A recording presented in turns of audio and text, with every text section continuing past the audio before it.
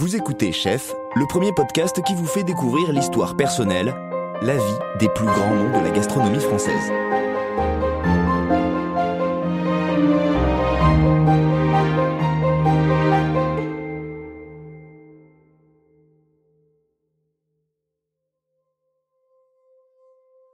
Bonjour à tous, ravi de vous retrouver pour un nouvel épisode de Chef qui nous emmène sur les rives du lac d'Annecy. Je débarque à l'auberge du Père Bise pour rencontrer le chef Jean Sulpice. Je suis en avance et forcément, je suis happé par le panorama. Face à moi, un ponton couvert d'un petit toit sur lequel on lit le nom du village de Talloires. Devant moi, le lac, majestueux, et tout autour, les montagnes qui se dressent comme un écrin. Alors que je reviens sur mes pas pour me rendre au restaurant, j'entends chantonner et je vois descendre à grande vitesse un homme sur son VTT. Je reconnais sa silhouette et son attitude dit tout de lui. Jean Sulpice est à fond, Jean Sulpice est chez lui et de sa montagne, il descend pour rejoindre sa cuisine. Quelques minutes plus tard, nous nous asseyons auprès d'une baie vitrée qui nous offre la plus belle vue qui soit et face à moi, ce qui se révélera comme une forme de synthèse. Il y a ce lac, ces montagnes et l'homme qui porte en lui tout cet héritage. Je m'appelle David Ordonneau, vous écoutez Chef, et je vous invite maintenant à découvrir l'histoire d'un homme qui tient à faire parler sa terre. Des chefs qui disent vouloir faire entendre leurs racines, j'en ai rencontré, mais je peux vous dire que l'expérience ici prend une toute autre dimension. Découvrir la cuisine de Jean Sulpice dans son environnement est sans commune mesure. Quand les plats défilent sous vos yeux, en bouche, vous avez littéralement la sensation de déguster ce qui s'offre à votre vue. Une expérience d'essence bouleversante, qui après avoir découvert l'histoire de l'homme rend le moment inoubliable. L'émotion inédite. Voici donc l'histoire d'un homme qui depuis toujours cherche à faire vibrer sa terre, un homme qui jongle sans cesse avec deux mots, effervescence et émerveillement. Voici l'histoire de Jean Sulpice.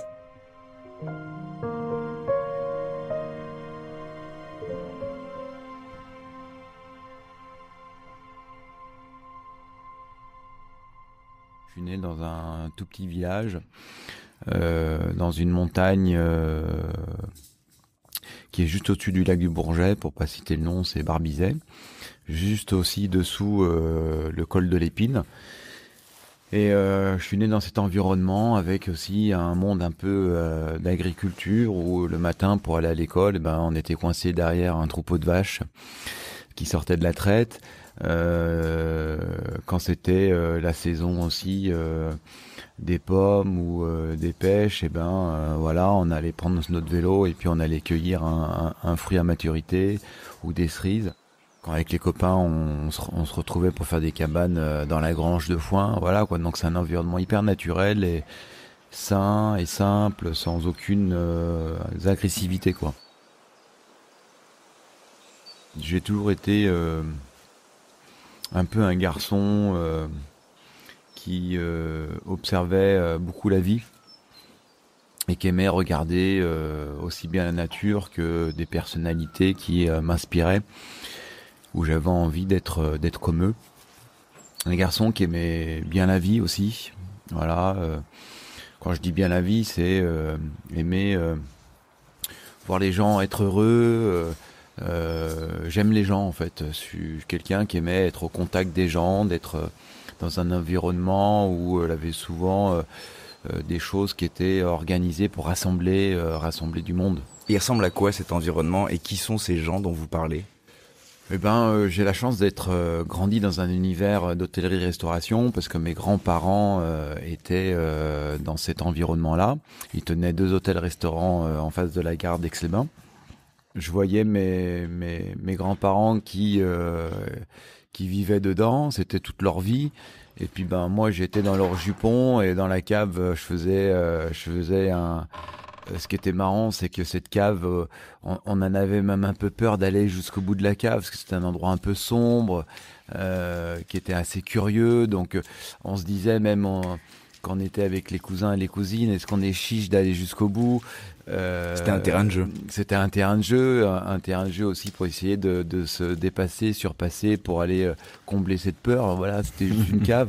Et puis quand on traversait les cuisines, c'était effervescence, de voir cette fourmilière qui œuvrait pour rendre heureux des gens, parce que quand on allait dans la salle du restaurant, on voyait cette fête. Et puis quelque chose que j'appréciais beaucoup aussi, c'était l'accueil du client.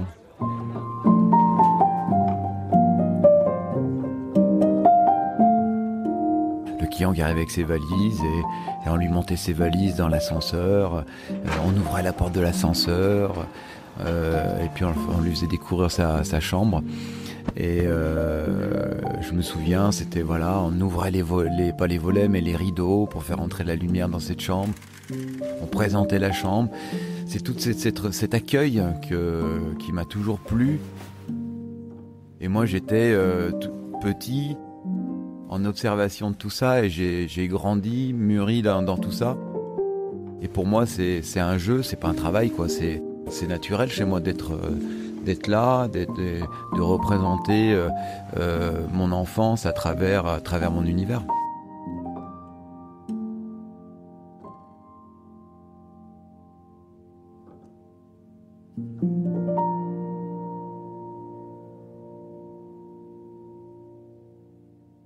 À aucun moment on m'a mis la pression de prendre possession d'un métier par obligation parce que tes grands-parents le faisaient. Donc j'ai jamais été pollué par ça et vos parents ils vous poussent pas là-dedans? Non. Et je pense que naturellement j'ai eu le virus en fait. J'ai vu l'évolution de ça, mais mes parents aussi qui étaient entrepreneurs, qui ont toujours été très dynamiques pour entreprendre.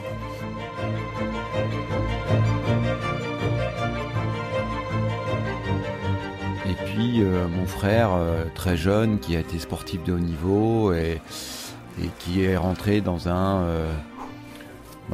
une évolution de cycliste, école de cyclisme, donc tous les week-ends, tous les mercredis, c'était entraînement, le soir entraînement, les week-ends la compétition, donc j'ai vu cette évolution et puis on l'a accompagné.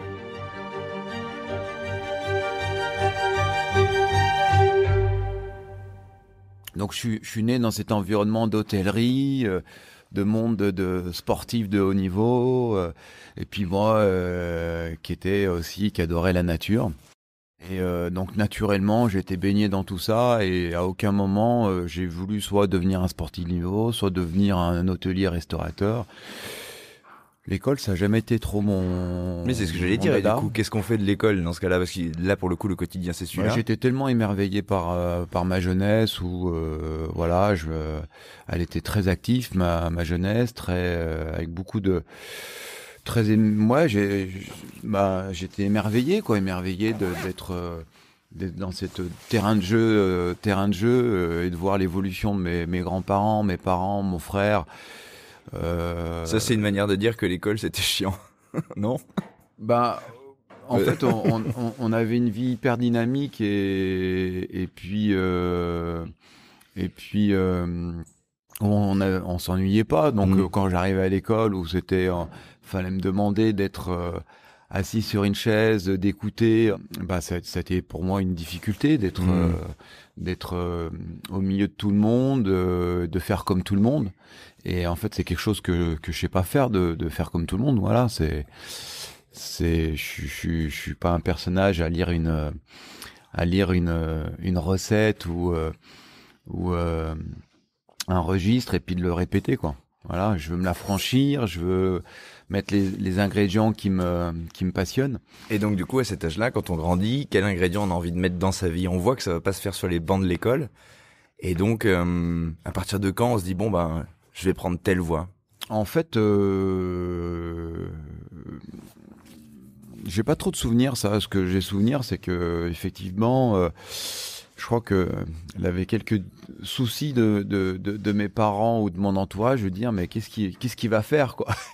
Et comme j'étais le petit dernier de la famille et que mon frère était tellement dans l'évolution de peut-être après je sais pas. En tout cas, il avait pris une voie. Il avait pris une voie très jeune qui était la voie de l'excellence, de la compétition, tout était concentré autour de lui. Et puis moi, j'étais un peu protégé de tout ça et je me donnais le temps de choisir et même, j'avais pas envie forcément de choisir quelque chose. Et puis un jour, quand j'ai commencé à prendre un petit peu ma liberté, naturellement, je me suis retrouvé à faire des stages en 3e dans des cuisines. Et là, ça a été la révélation. Retrouver le plaisir de manipuler des produits vivants, de voir cette ambiance de mise en place, de service. Moi, je me souviens d'un premier stage où c'était une restauration très classique d'un hôtel. On faisait que des salades, des omelettes, des choses très très simples. Mais c'était fabuleux de voir cette effervescence du service. Là, vous retrouvez ce que tout vous s'est aviez remis vu en place ouais. dans mon imaginaire d'adolescent. Et là, je me suis dit, mais en fait, toutes les images que j'avais de mon adolescence, j'arrivais à les retranscrire et je me retrouvais un peu dans le presque comme si c'était un film que j'étais en train de réaliser, quoi. J'étais réalisateur de quelque chose, quoi.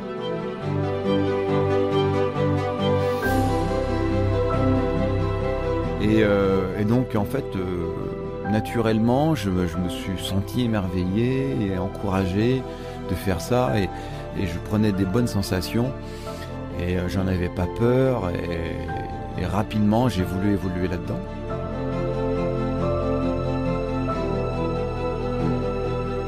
Et après, j'ai fait... je pense que c'est aussi l'excellence que mon frère m'a transmis à travers sa compétition, à travers son chemin de sportif de haut niveau. J'ai voulu aller découvrir l'hôtellerie gastronomique. Et donc je suis allé faire un stage dans un restaurant étoilé. Et là, très rapidement aussi, la hiérarchie, l'effervescence de l'excellence,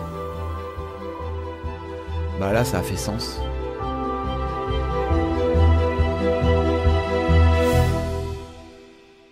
Ça vous a pas intimidé?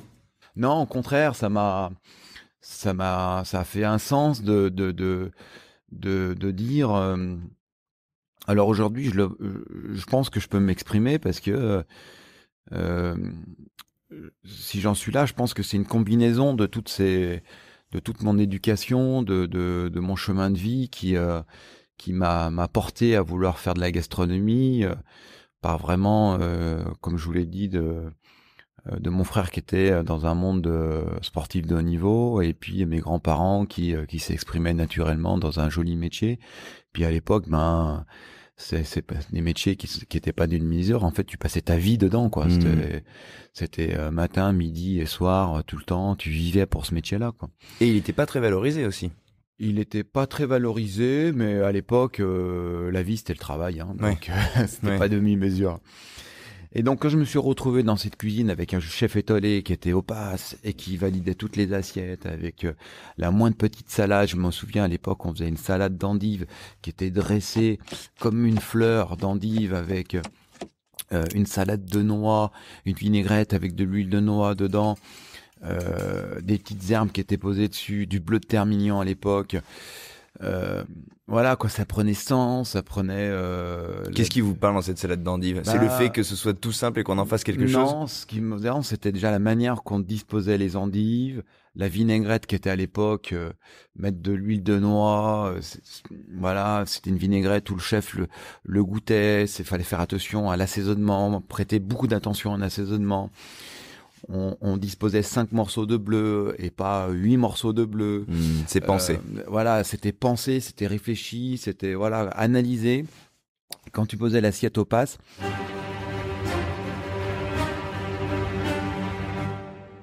le chef tournait l'assiette avec son torchon pour vérifier les taches au bord de l'assiette. Et s'il disait enlever à la salle, c'est-à-dire que l'assiette a été conforme pour que le client puisse la déguster. Et donc, il avait tout un processus de vérification, d'excellence, de finesse. Waouh! Puis quand j'allais dans les frigos, il y avait des produits partout. Sur le fourneau, il y avait des casseroles de partout. Tout le monde était là, c'était un vrai bal. Et je revoyais un peu l'activité, que ce soit professionnelle de mes grands-parents ou personnelle aussi de mon frère. Quand il préparait son sac pour être dans une compétition, il mangeait 5 heures avant sa compète. Tout était ordonné, orchestré pour que l'heure du départ, top, c'est parti. Et maintenant, c'est la concentration.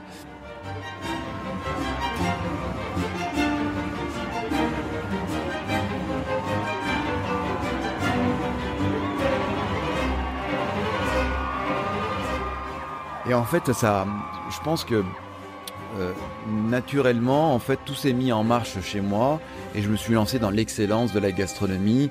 Et puis, une fois que j'ai fini ce stage, je suis allé voir le chef. Je dis, en fait, j'étais en 3e. L'école, c'était pas mon truc et je voulais travailler. Je voulais aller m'exprimer de mon métier. Et je lui dis, j'aimerais faire un apprentissage. Est-ce que vous pouvez me prendre ? Et il me dit, moi j'ai pas de place, mais va voir mon beau-frère qui a une étoile Michelin et il a peut-être encore une place pour un apprenti. Et je suis rentré dans cette 2 ans d'apprentissage dans cette très belle maison familiale où j'ai appris toutes les bases de la cuisine. Et puis voilà quoi, c'est le début de mon entraînement, le début de mon chemin de vie. C'est exécuté ici et j'ai mis toutes les chances de mon côté pour apprendre mon métier et créer cette effervescence, quoi.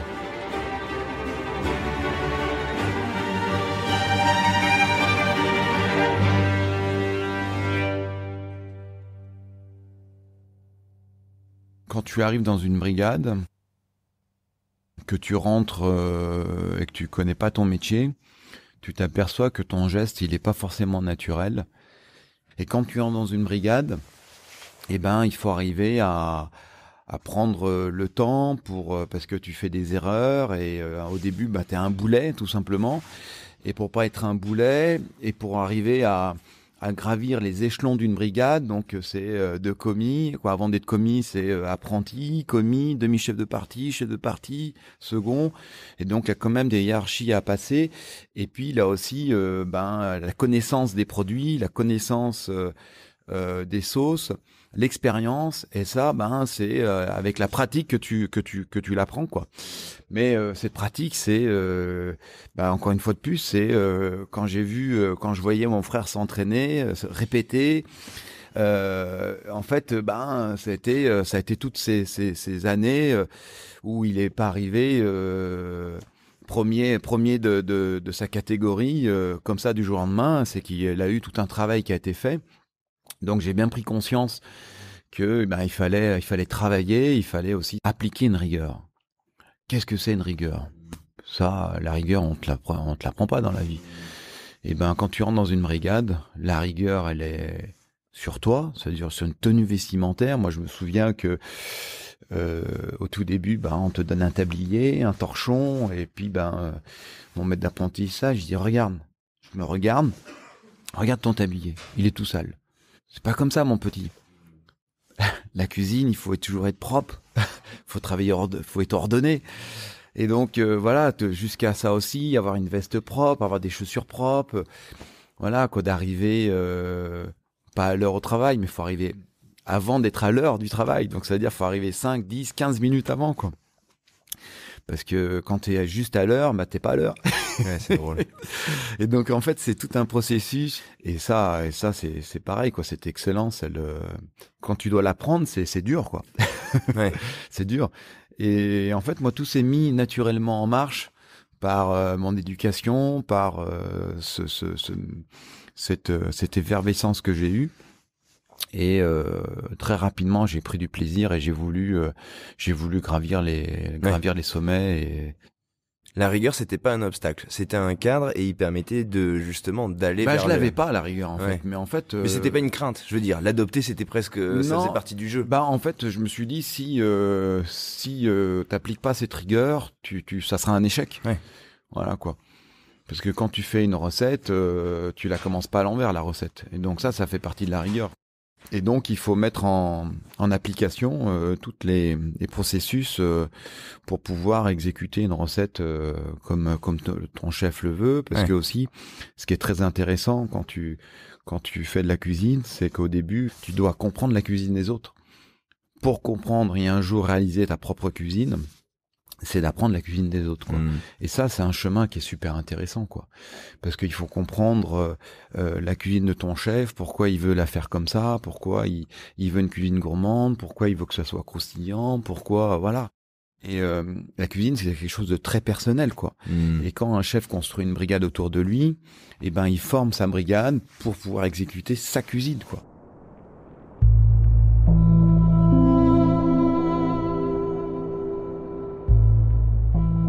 Quand j'ai commencé mon apprentissage, ça a été quand même quelque chose de très très fort émotionnellement parce que j'ai commencé en 95 et en 95,